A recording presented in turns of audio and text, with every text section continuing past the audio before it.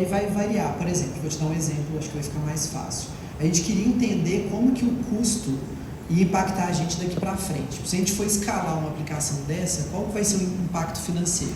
E a gente foi entender quais os modelos open source que tinham, quanto que custava e como que a gente conseguiria treinar, fazer fine tuning, qual que era o limite dessa tecnologia. Então a gente parou e fez esse estudo, mas com esse objetivo de entender os próximos passos. Eu acho que é muito uma questão assim, de estar antenado, olhando tudo que está chegando, mas ao mesmo tempo, de todas as ideias que surgem ali, umas 98 não vão para frente e só 2 vão, e a gente pode esperar um pouco mais para pegar esse bonde em termos de tecnologia específica. Vou te dar um exemplo. Sei lá, surgiu XLSTM, Mamba e vários 10 modelos diferentes que substituem o modelo de transformer que a gente tem hoje. Qual deles vai ganhar, a gente não sabe. E nesse momento, para a gente, isso não é tão importante. A gente pode esperar um pouquinho para ver. Agora, quando a gente fala de aplicação, aí a gente tem que ser muito rápido para executar. E eu acho que o que pauta muito o nosso dia a dia é isso. É assim, o que a gente consegue fazer é execução rápida e o que está pronto para a gente poder já obter esse valor, sabe? Agora, o resto aí é hackathon, é um teste mais esporádico que a gente faz.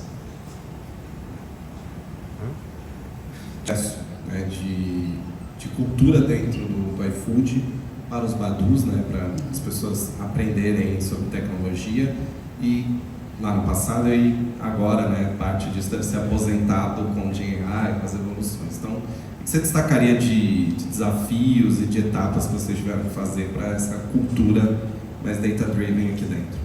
Uma coisa que chamou minha atenção muito quando eu entrei no iFood é que, para o tamanho que a gente tem, a gente vira direcionamento muito rápido. Tipo, o iFood consegue mobilizar a empresa inteira de forma muito eficiente, assim. E GenAI, para mim, foi um exemplo disso. Quando a alta liderança enxergou rápido ali o valor que tinha, o que era possível, e aí foi forte, assim, top-down, sabe? É uma mudança que ela depende de uma alta liderança apoiando para acontecer rápido. Se não apoiar assim, vai ser mais lento, né? E aí o que a gente fez? A gente criou muita ferramenta para as pessoas poderem experimentar com pouco atrito. A gente usa dentro do nosso Slack um bot que chama Tokan, que é basicamente um chat GPT interno ali. E tem várias funcionalidades extras. Por exemplo, a gente consegue acessar o nosso lake dentro desse Tokan.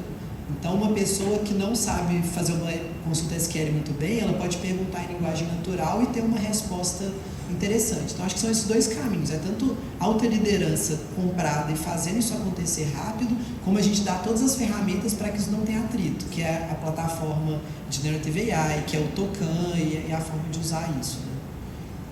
A habilidade, o retorno que vocês têm, tendo essa estrutura específica de IA generativa dentro da empresa? Tá, aquelas 3 divisões que eu mostrei, elas são mais divisões lógicas, assim, quase. Quando eu falo para inovação, a gente tem um time específico. Quando eu falo para produto, é muito mais um programa de acompanhamento dessas iniciativas dentro do iFood e como que a gente pode acelerar essas iniciativas. Então, eu não tenho um time que está focado naquilo, são os times que já estão trabalhando nos produtos. E quando eu falo para Food Lover, para dentro, são essas iniciativas, tipo Tokan, treinamentos, coisas que acontecem aqui dentro. A gente organiza dessa forma. O que é essencial? Eu acho que o acesso fácil, então o Genplat para a gente foi o que trouxe esse acesso, poderia ser outra coisa. E a motivação extra ali para todo mundo testar, porque quando você pega a primeira vez para mexer no sistema de IA generativa, por exemplo, ChatGPT, a primeira vez que você abre ele vai mexer. Você não sabe direito qual que é a capacidade dele, o que ele pode fazer, onde funciona bem, onde não funciona. Não é toda aplicação que vai funcionar bem, sabe? Então, criar as oportunidades para as pessoas testarem isso e aprenderem na prática, para mim é a melhor forma. Então, por isso até que a gente fez um hackathon. Olha, aprende na prática, testa, vê. A gente sabe, vai ter um monte de coisa que não vai funcionar bem, que não é para funcionar com GenAI, mas a pessoa vai ganhar vai construindo aquele vocabulário, aquele glossário de quando que funciona, quando não funciona e quando aquela ferramenta é útil. Você diria que os insights do time proporcionam um melhor resultado dos projetos no final? O quê? Desculpa. Os insights do time, das pessoas que usam a ferramenta? Ah, com certeza. A gente faz muito compartilhamento de prompt, o que está funcionando, o que não está. A gente tem canais abertos para poder fazer essas consultas no Tokan, justamente para um aprender com o outro. Perfeito, muito obrigado. Ou a gente tem tempo para mais uma pergunta. Você daria para o Thiago de 2020, quando ele entrou no iFood, com relação à montagem de time? Porque tecnologia, eu acho que hoje é quase um commodity, né? Mas quem faz isso tudo são os times. Qual dica você daria? Então, a minha opinião sobre time para IA é a seguinte: a maior parte do tempo a gente gasta tratando dado, conectando cano de dado de um lado para o outro, chamando a API, entrando no sistema. Então, ter um time que seja forte em programação é essencial. Senão, o que acontece é que acaba virando um gargalo. É aquele desenho que eu mostrei do ML ali lá no meio. A parte de machine learning, a parte de IA, a parte de modelagem de dados, ela é muito pequena perto de tudo que está em volta. Então é super importante ter um time forte em tudo que está em volta para ter agilidade. Comecei lá atrás, em 2014, na época que, sei lá, scikit-learn estava na versão 0. alguma coisa. A gente usava Theano para fazer as coisas e GPU de 8 GB era luxo. E ao longo dessa jornada, trabalhei em diversos lugares diferentes, multinacionais, startups, trabalhei muito tempo nos Estados Unidos e Europa, até que surgiu a chance de eu fundar minha própria startup, fazer as coisas do meu jeito, que é a Advolve. E a Advolve nasceu com a proposta de automatizar completamente a pipeline de aquisição digital, utilizando dados e inteligência artificial, né? Então eu gosto de falar que a Advolve ela não é uma empresa de marketing, é uma empresa de dados e inteligência artificial que aplica isso para o marketing e assim melhorar a performance de aquisição digital de empresas, né? Que hoje é um mercado que sofre muito com falta de performance, falta de metodologia, totalmente sem dados para operar de uma forma mais otimizada, digamos assim. Da Meg. Mais fácil do que eu explicar é vocês verem aqui direto, manda aqui para esse QR Code, se você conhece a Meg diretamente, ela pode se apresentar. Mas a Meg é basicamente um banco dentro do WhatsApp. Então o que a gente fez tem uma assistente ligada numa conta que a gente dá para o cliente, que consegue fazer qualquer tipo de transação usando linguagem natural. Então você pode mandar um áudio, pode mandar uma mensagem, mandar uma foto, pedir para ela fazer uma conta, que ela vai te atender. Essa é a nossa porta de entrada. A gente quer começar por pagamento, está começando por pagamento, está hoje em dia com 14 mil clientes, já processou mais de 120 milhões em transação, a gente lançou faz 3 meses. Mas a ideia é a gente substituir eventualmente o gerente, o assessor, toda essa camada de interação humana por uma inteligência artificial que vai conseguir te atender melhor, 24 horas por dia, de maneira personalizada e oferecer todo tipo de produto financeiro. Mas enfim, se tiver alguma reclamação aí, reclamem para ela, mas pode ver para mim também que ainda funciona. Eu sou da Lookbox, eu sou físico de formação, dados e algoritmos já há muito tempo.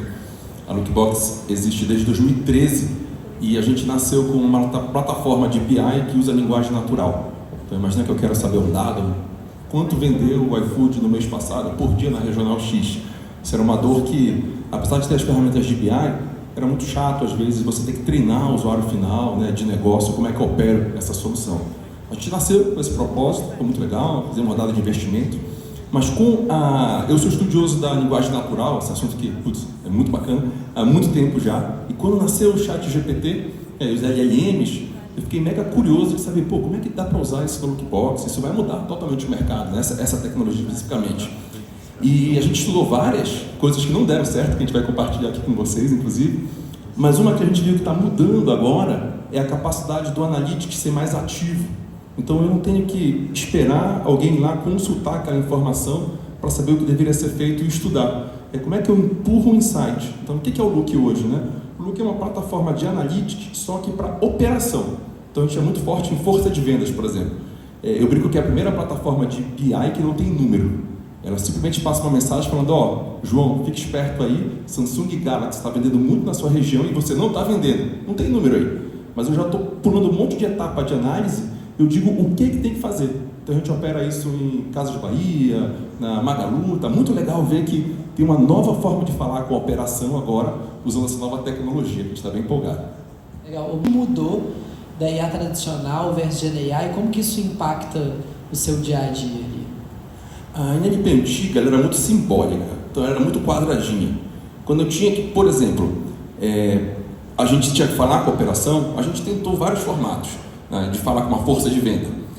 Manda um gráfico, manda um dashboard, manda uma tabela, mas às vezes o usuário que ele não tem nem intimidade com os dados, né? Então, falar com esse usuário na tecnologia antiga era difícil. A linguagem natural, a LLM especificamente, permitia a gente pegar uma mensagem que às vezes ela era mais dura e eu falar a linguagem da operação, que é a aplicação que a gente está fazendo lá do Lookbox, né? E com muito cuidado, tá, Thiago? Porque eu vejo, às vezes, o pessoal se empolgando e fala, nossa, vou pegar o GPT, o Gemini para fazer forecast do meu estoque. Eu, eita, pera lá, não é a ferramenta para isso. É importante entender para que cada AI serve. Então, no caso do LLM, ele é muito contar história, mas é horrível de fazer conta.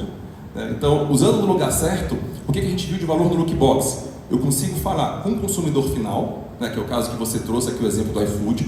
No nosso caso, o nosso produto é para o consumidor interno, para a força de vendas.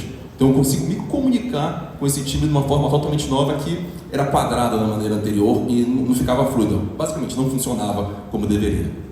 Legal. E Luiz, no caso da Meg, seria muito difícil construir uma experiência fluida pré-generative AI, né? Quais são os desafios para construir uma startup como a Meg em relação à tecnologia, generative AI? Qual que são os desafios que tem aí? Bom, tem vários desafios, né? Tentando resumir, eu acho que a principal diferença quando você compara com um produto mais tradicional é o fato de a construção de produto não ser determinística. Então, vou dar o exemplo do Pix. O Pix a gente aceita, então você fala o Pix uma coisa bem direta, assim. Então faz um Pix de tanto para tal chave. Isso daí a gente entende esse input que pode vir de várias maneiras, a pessoa pode escrever errado, pode estar com a chave errada, etc. E tenta transformar no output numa certa forma, determinística. Só que você pode perguntar qualquer coisa. Então você pode perguntar quanto rendeu meu dinheiro, pode perguntar é seguro, não é, e ela vai conversar com você. E aí o nosso desafio é como é que eu meço se a resposta está correta, por exemplo. Então, quando eu mudo, então a gente faz alguma mudança no modelo, diferente do mudar um app e eu vou lá, testo e falo, beleza, está funcionando, aqui eu preciso ter uma medida um pouco diferente de se está melhorando ou piorando, por exemplo, a acurácia de capturar ali a resposta para criar o Pix, para pagar um boleto ou coisa parecida. E aí você tem que confiar nos dados. Então, eu antes, alguns anos atrás, eu tive, com alguns outros sócios, um fundo quantitativo, onde a gente basicamente usava algoritmo para treinar o mercado. É parecido no sentido como você compara um modelo de predição de preço com esse tipo de modelo. Você basicamente só confia nos dados, você não confia naquela única experiência que tem. Você roda vários cenários, a gente criou um teste basicamente para ver se ela está acertando ou está errando, e você, rodando isso daí, você fala, beleza, esse modelo tem uma acurácia maior e pior em alguma outra medida. E aí você precisa acreditar no dado e não só na sua percepção ali, porque como é probabilístico a resposta, muda um pouco então como você vai desenvolver. E aí a empresa inteira tem que estar pensando dessa maneira, entendeu? Por isso que eu acho muito difícil você simplesmente tratar isso como um projetinho, assim, entendeu? Porque basicamente todos os esforços vão direcionados para melhorar consistentemente esse modelo. Legal. Essa é uma pergunta, inclusive, que eu tenho para os três, aí acho que o Murta e o João podem complementar, que é como que a gente testa isso, né? Porque muitas pessoas acham que assim, eu escrevo o prompt, ele respondeu, eu vi ali que deu certo, boto em produção, mas como que eu testo? Como que eu faço garantir que está funcionando bem, né? Cara, na Advolve isso é um esforço pessoal que eu estou envolvido, porque hoje a gente está trabalhando numa escala de gerar, não sei, centenas de textos para diversas empresas, então é muito importante que a gente tenha cuidado na hora de gerar copies para essas empresas. Por exemplo, o iFood é um dos clientes que a gente está em fase de POC. Então eu tenho que garantir que, por exemplo, o tom de voz dos textos que nós geramos para o iFood esteja de acordo com o brand book do iFood. Então eu tenho que gerar, pelo fato de ser GenAI, eu não consigo fazer uma validação como eu faria com machine learning clássico. Então o campo todo está tendo que se adaptar a essa nova forma de validar esse tipo de modelo. Então na Advolve, por exemplo, eu estou desenvolvendo um sistema de multi-agentes onde eles trabalham juntos para dar um score para um prompt, ou seja, para um prompt para um modelo. Então, se tem uma alteração no prompt, eu rodo esses agentes, eles vão dar os scores, e a partir desse score eu consigo dizer se melhorou ou piorou essa performance, eu consigo dizer se está ok ou não, baseado no que o iFood pediu especificamente. Isso vale tanto para texto quanto para geração de imagem também, né? Quando a gente gera o criativo que vai ser veiculado nas campanhas, a gente precisa garantir que a mão não vai ter 6 dedos, igual vocês devem estar acostumados a ver muito em Stable Diffusion, a famosa mão com 6 dedos. Então, eu acho que, assim, pelo menos a minha percepção é que cada um está meio se adaptando de um jeito, ainda mais com problemas que são open-ended, não é uma classificação, por exemplo, vai variar muito de negócio para negócio. Consciência hoje e muito teste AB. Então, pega um grupo pequeno, intera, né?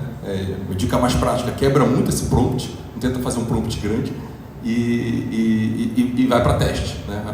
Pegou um teste, legal, você vai fazer um grupo menor de usuários, você vai ganhando confiança na tecnologia. Né? Mas é interessante, acho que uma startup grande, que nem o iFood, né? O menor que nem o Lookbox, tem essa cultura do erro rápido. Né? Então, estava vendo um material que está incrível, inclusive lá o livro do Sandro, recomendo aí para quem quer saber a cultura de dados que você estava falando aqui no iFood, né? Ele fala muito disso em detalhes e a cultura de não pega uma praça específica e testa naquela praça e vê o que dá. Então o que a gente faz no Lookbox? Eu pego um grupo menor de loja, de vendedores, testo, feedback direto, uma coisa que é muito importante para a gente, principalmente, tem essa experiência com o usuário final, vai direto. Não fica no escritório, não. Vai lá na loja, vai lá no campo e vê o que está acontecendo. Você pega feedbacks de coisas que, putz, nem imaginava, e você não vai pegar isso gravando a tela do usuário, não. Você vai pegar isso do lado do usuário, né? Se ele entendeu. Exemplo bobo, a gente fez todo o sistema de notificação, bacana, GenAI, tudo legal. Quando a gente notificou o sistema de notificação, o usuário não entendeu. Ele foi lá, ele achou que um banner era lá a notificação. Como é que eu peguei isso? Eu fui lá na loja fisicamente, e aí como é que é? Não, isso não funciona, o clipe aqui não funciona. Volta, ninguém entendeu nada. Então, você tá junto com o usuário que usa, também acho que é uma dica que é super importante aí, prática para o dia a dia. Legal, muito bom. IA e o produto depende de IA e o produto é IA, como o João falou.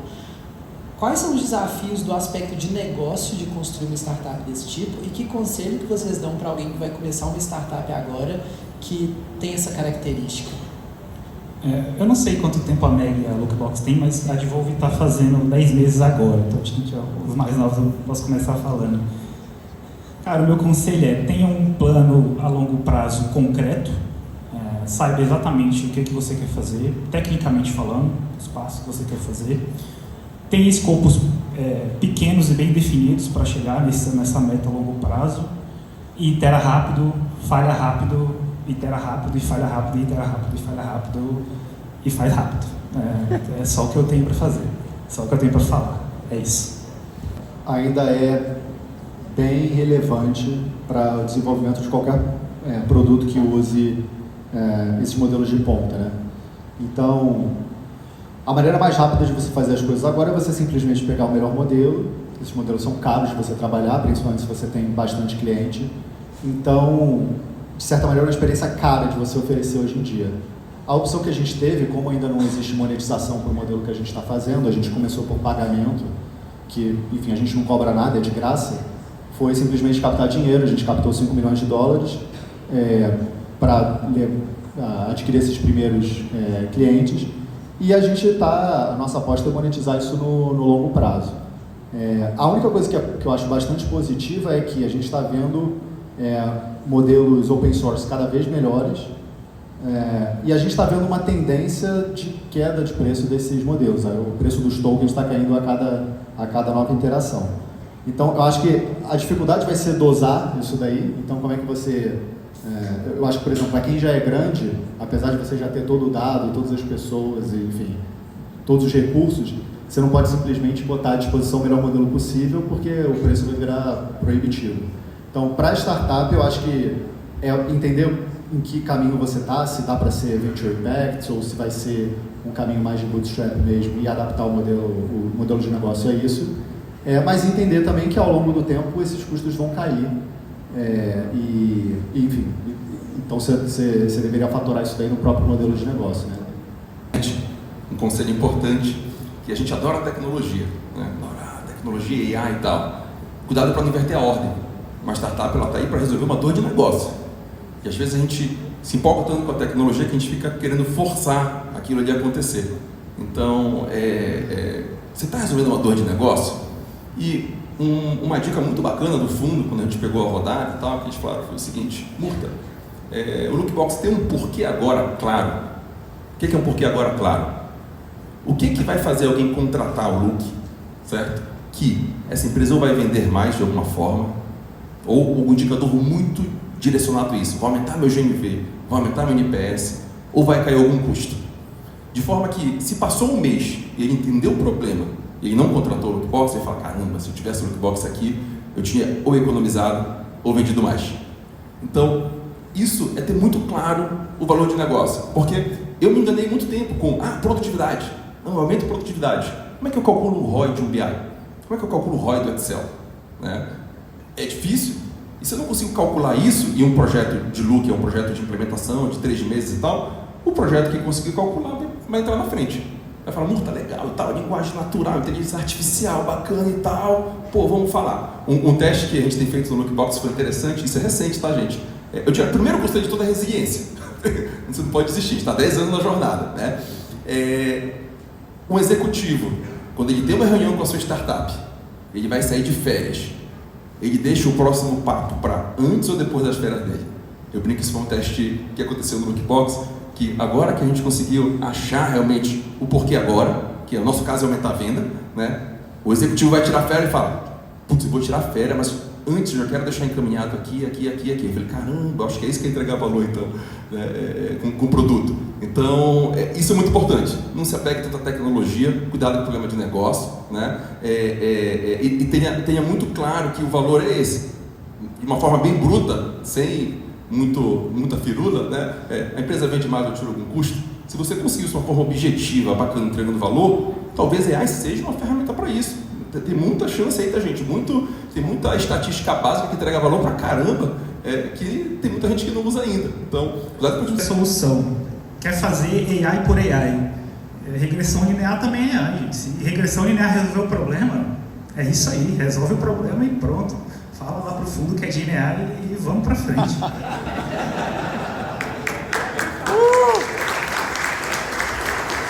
Para isso. Então, assim, está mudando completamente a forma como a gente desenvolve IA. Tanto o desenvolvimento em si, a criação de modelo, construção de modelo, como também o uso disso, né? Como que a gente monta um time que está preparado para os próximos anos? Difícil, complicado. Lá na Advolve eu tenho uma filosofia que eu foco muito nos fundamentos. Eu acho assim, eu estou vendo um fenômeno no mercado. Eu sou muito técnico e desde a pandemia eu estou vendo uma geração de engenheiros que está mais para usuário de ferramenta que engenheiro em si. Então, quando eu faço entrevistas, e não é entrevista estilo Google com whiteboard, elite code e code interview, perguntas e respostas de fundamento. O que é um cross-validation? Me explica aí, não sei, como é que uma regressão linear funciona, algum conceito estatístico. Eu tento olhar o fundamento da pessoa quando eu estou falando de pessoas de dados, né? Tento procurar o fundamento da profissão daquela pessoa, engenheiro de software, engenheiro de dados, engenheiro de machine learning. E uma coisa que o Thiago falou na palestra dele, que eu acho muito verdade também, é que software está se tornando muito importante. Então, por exemplo, cientistas de dados hoje que só sabem trabalhar com Jupyter Notebooks estão perdendo espaço. Se a pessoa não consegue, pelo menos, colocar a aplicação dela dentro de um Docker e entregar uma API, já não está mais servindo para o mercado. Então são esses dois fatores que eu olho, a capacidade de entender o fundamento e a capacidade de entrega de produto. Quanto essa pessoa entende de entrega de software. Eu acho que, do ponto de vista mais macro, teoricamente você deveria ter times menores, fazendo menos coisa. Então, dando um exemplo nosso, você precisa dar o suporte para o cliente quando acontece um erro, coisa parecida, e hoje em dia é mais crível que você consiga dar esse suporte usando o próprio AI, entendeu? Então a gente está tendo mais cuidado para escalar essa parte só com o humano, antecipando que a melhoria dos modelos, tanto do que a gente faz internamente quanto dos modelos fundacionais, vai fazer com que eu não precise ter tanta gente. O problema é que o dia a dia precisa de gente ainda. Então é difícil assim, dosar o quanto que você deixa de crescer o time para trabalhar dessa maneira. Aí uma coisa um pouco mais pessoal, escolha nossa, a gente optou por todo mundo trabalhar presencial e é um time pequeno, a gente tem 14 pessoas. Então assim, isso tem sido positivo, muito mais difícil de contratar, porque, enfim, as pessoas não desacostumaram com esse conceito. Mas eu sinto que a troca de informação funciona bastante bem, pelo menos num tamanho de time. Não sei se é possível fazer isso em escala, mas eu vou aproveitar enquanto dá para fazer pequeno. Esse time. E tem alguns princípios que a gente aplica no Lookbox. Um valor que a gente tem como principal nosso, a gente chama de curiositude. Então é a atitude de ser curioso, mas é uma curiosidade com mescla de negócio. Então, como é que eu posso estar sempre antenado, me atualizando? Porque qual é o difícil no time técnico? Já é difícil achar alguém que mexa com AI no estado da arte ali e saiba operar isso daqui. Saber fazer o link disso com o negócio, então, é onde está mais complicado. Então, aí eu estou falando de uma startup.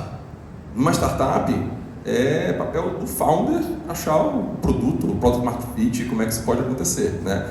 Se o founder não é técnico, minha opinião é que é fundamental ter um sócio técnico também para poder estar junto aí do negócio e tentar formar, senão você não consegue nem contratar direito. Como é que você vai montar um time de AI se você não tem alguém que é técnico no seu time? Acaba sendo obrigatório, né?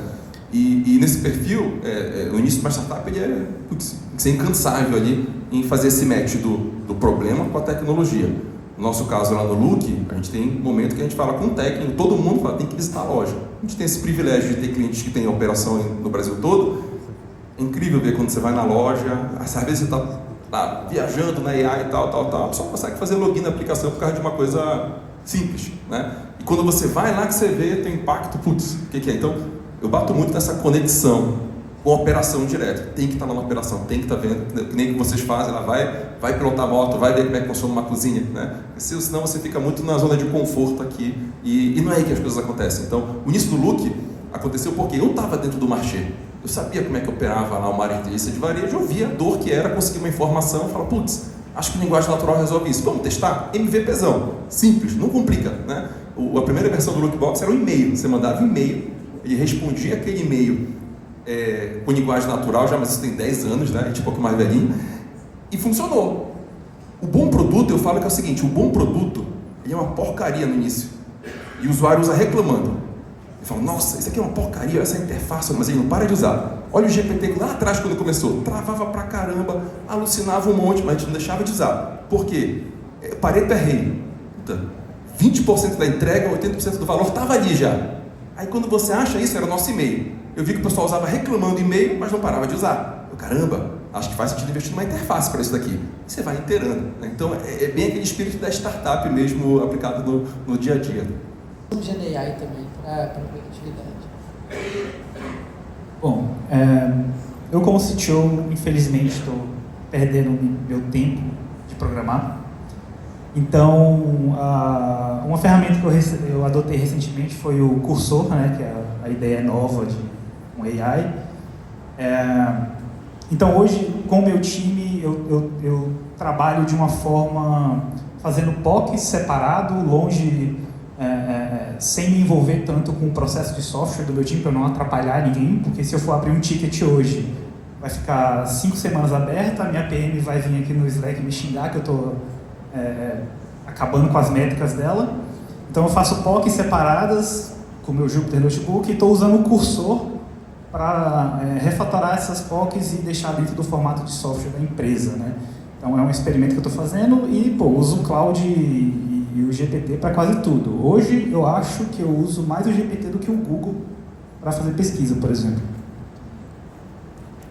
Bom, eu basicamente só converso com o GPT e acho que a função que mais foi útil para mim foi ele agora ter memória.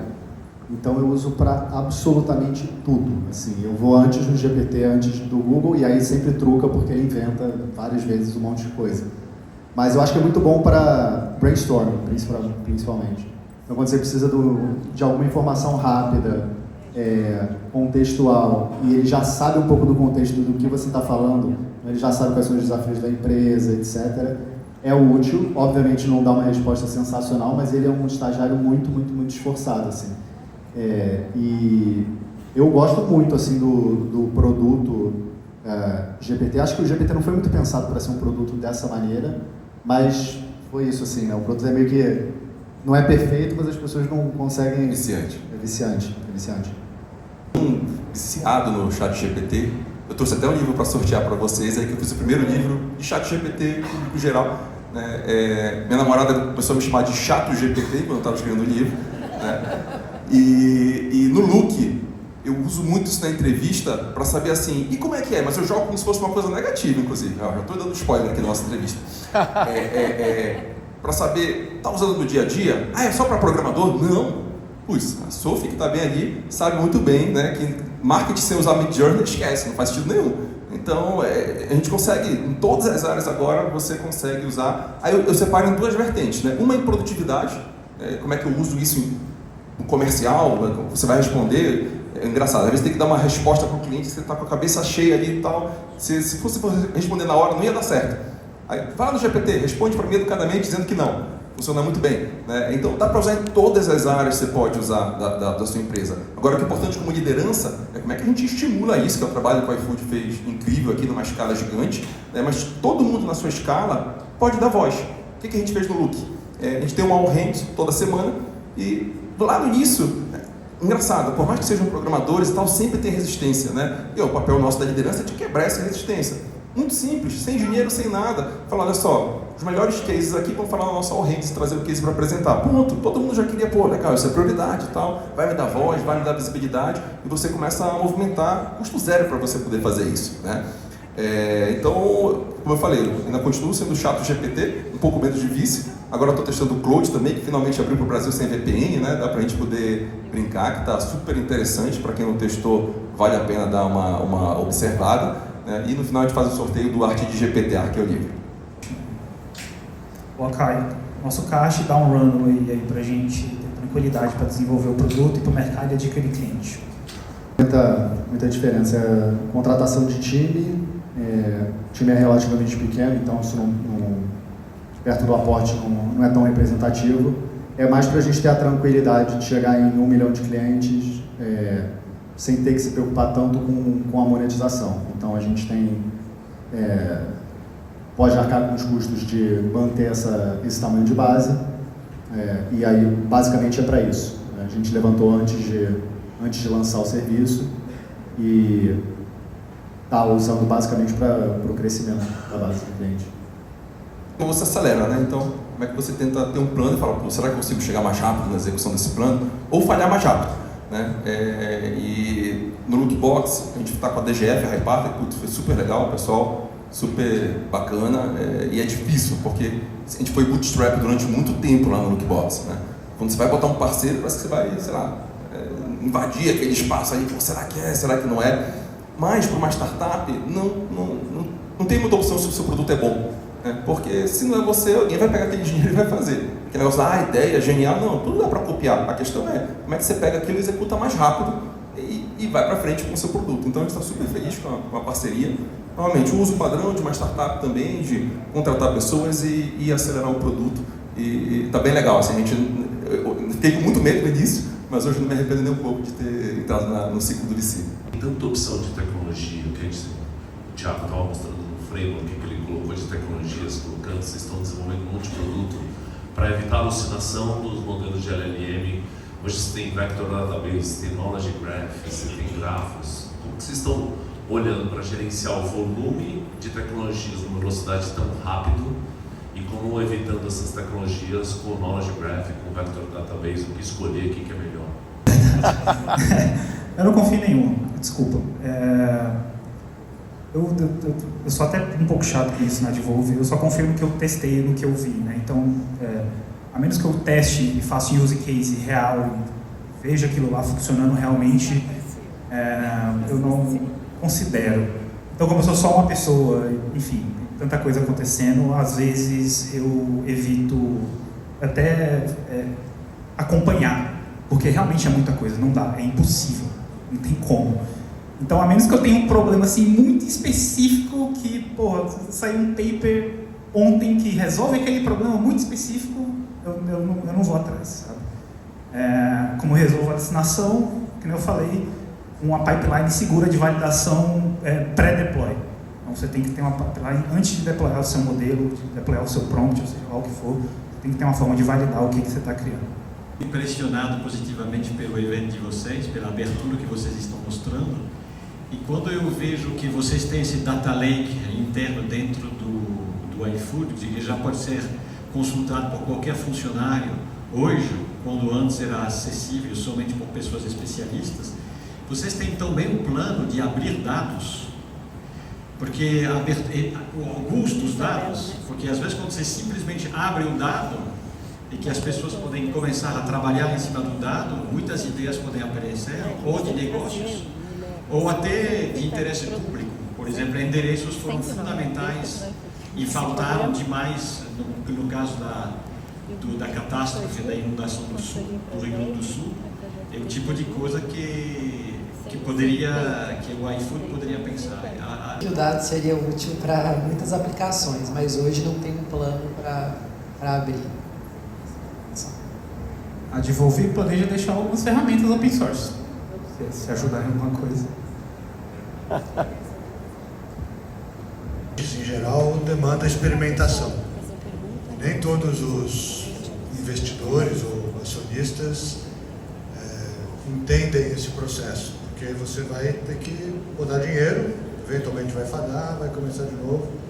Como é que vocês trabalharam essa questão aí nas empresas de vocês? E como é que o plano brasileiro de IA, que foi divulgado recentemente aí, mexe ou não mexe com os planos de vocês em relação a isso? Eu recomendo pular fora, primeira dica, tá? No mundo de startup não tem como, né? Até empresas grandes como iFood, eu gosto muito da filosofia do mercado livre, do beta contínuo, que é também gigante, mas incentiva a experimentação.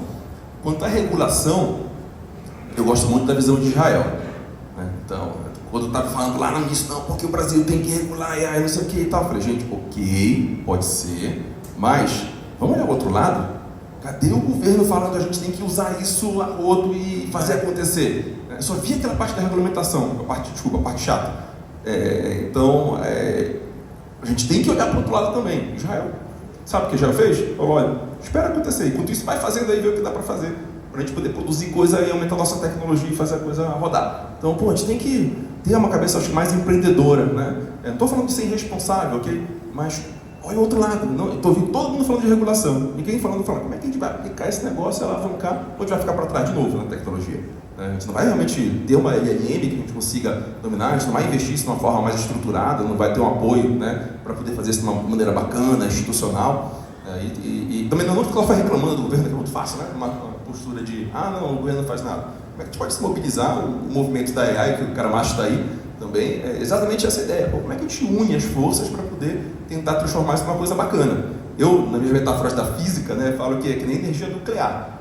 A energia nuclear é ruim ou é boa? Depende, você vai fazer o quê? Você vai fazer uma bomba atômica ou você vai fazer energia limpa? Mas para fazer isso, eu tenho que conhecer a tecnologia. Então, por isso que eventos como esse são super importantes para a gente desmitificar e entender melhor e poder fazer uma aplicação positiva disso. IA, esse desafio acontece do mesmo jeito.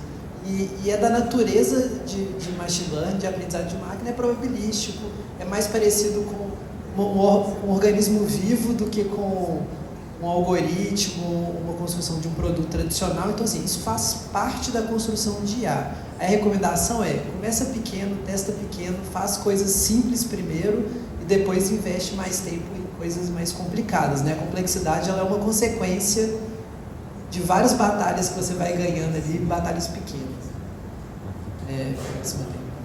Rodrigo, a minha pergunta é para você. Eu trabalhei durante muito tempo com um produto para o mercado de energia. Ele pegava dados diversos, ele gerava predições ambientais ali para a gente conseguir treinar com base nisso. E a gente tentou trabalhar ali com esse modelo de insights, né, um pouco mais humanos, para o pessoal conseguir, enfim, tomar suas decisões ali no dia a dia.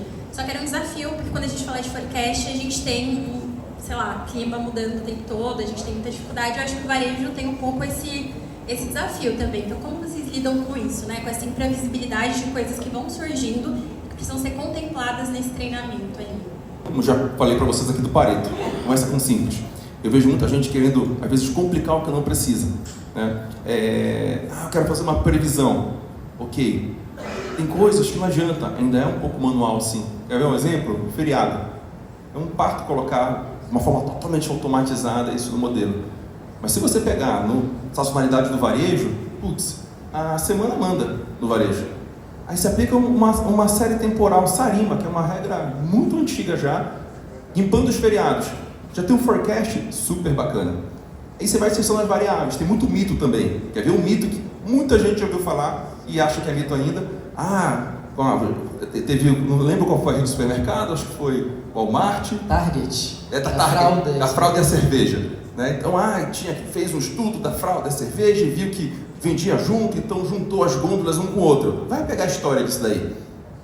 É fake. Existe sim um estudo, mas quando você trabalha no varejo, você vê, caramba, são 10 mil itens numa loja, eu vou realmente ter um trabalho de juntar um item com outro item para poder vender mais, mas tem coisas que pegam encanto e às vezes a pessoa fala, não, tempo, o clima influencia pra caramba e tal. Será que o tráfego não influencia mais que o clima na loja? Né? Aí é experimentação. Então, esse caso tem muita experimentação e erro, mas que eu digo, começa com o básico, tenta entregar, acho que o Thiago falou aqui, como é que você entrega o valor com esse básico já? Usa o Pareto e vai iterando para você ganhar confiança no modelo. Eu vejo muita gente querer fazer uma salada de modelo e tal, e você não entende nada do que está acontecendo, não entrega valor, o negócio morre no meio do caminho, tá? E não subestime o poder dos algoritmos clássicos.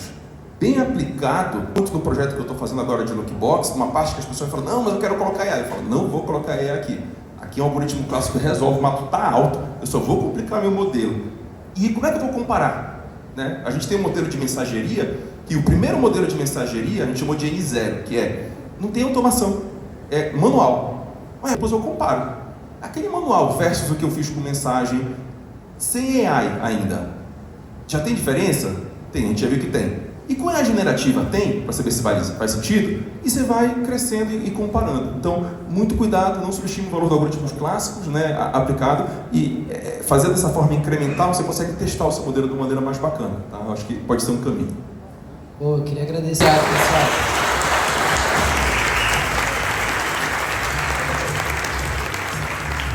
Ainda. Alguém vai levantar a mão? Difícil, hein?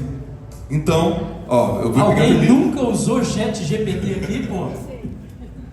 Mas a senhora perguntou aqui, falou que ela tem dificuldade, então eu vou fazer essa dinâmica do sorteio. Fica aí. Tirar uma foto, Eu vou caçar confusão. Mais da conta desse negócio que está acontecendo. Vocês vão saber um pouquinho da história de como isso começou. E começou lendo histórias como a do jet ski, dizendo assim, um negócio desse tamanho, vai lá, sai do transatlântico jet ski e testa. Porque ele consegue fazer manobra 180, ele consegue acelerar rápido, ele consegue voltar rápido, né? E se der qualquer problema, traz de volta para dentro do barco. Conhecer alguns cases aqui, a gente quer que vocês conheçam pessoas e façam negócio. Que vocês façam os seus, que vocês construam, que vocês aprendam. E quem sabe vocês vendam uma empresa para o iFood, ou que vocês venham trabalhar aqui dentro, ou que alguns investidores que estão aqui, de olho, eu não vou citar os nomes, mas tem gente muito foda aqui dentro. Vocês não fazem ideia das pessoas que tem aqui dentro. Então eu estou muito feliz com elas terem aceitado o nosso convite de estar aqui. E a gente não vai sortear, a gente vai escolher. Você vai ter que escolher 2 pessoas aí perto de vocês vão precisar fazer uma selfie no celular de vocês, 3 pessoas. E vocês vão postar marcando as 2 pessoas com as quais vocês conheceram aqui. Porque é assim que você começa a firmar network. Depois vocês vão falar, putz, não peguei o contato. Então você faz a dana da selfie e já marca na rede social as duas pessoas que você acabou de conhecer. Sobe o som aí, bota energia, vocês têm 1 minuto para fazer isso. Nós vamos escolher a melhor selfie olhando daqui para dar o livro. Vai! Só na caixa, DJ. Volta pra cá, porque vocês não têm ideia de quem vem falar pra vocês daqui a pouco. Ao final do dia tem happy hour. Aproveitem, conheçam pessoas. Mas dá esse aí já. Ó o Murta! Aê! Olha o nosso doninho aqui, né? Tá bem? Vai, que delícia, hein? Já deixou. Aê! Vou fazer aqui. Aê! Vai, Murta! Quem que ganhou? Uhul! 15 minutinhos, porque nós vamos começar em 15 minutos, ok? Então é isso. Vai lá, Murta! Uhul! Aê! Ai, que ventinho bom!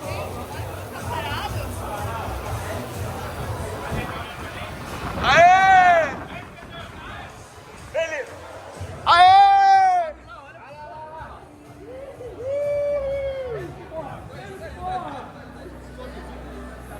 É isso aí, galera. Muito obrigado pelo dia de hoje. E o recado é de vocês pro resto do Brasil ou pro